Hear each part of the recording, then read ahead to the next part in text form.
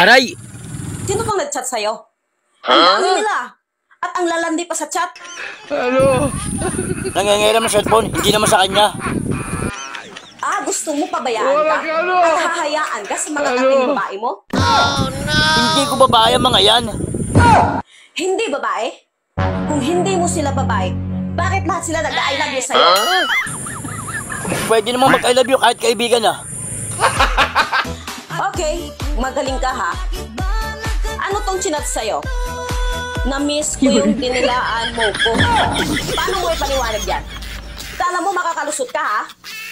Maniwala ka sa akin. Inaway ko kasi sila. Ginagawa mo. Inaway? Paano yun? Inaway tapos dinilaan? Kalukuhan? Oo, sabi ko, ble, ble, ble. Gago! Lusot ka pa ha?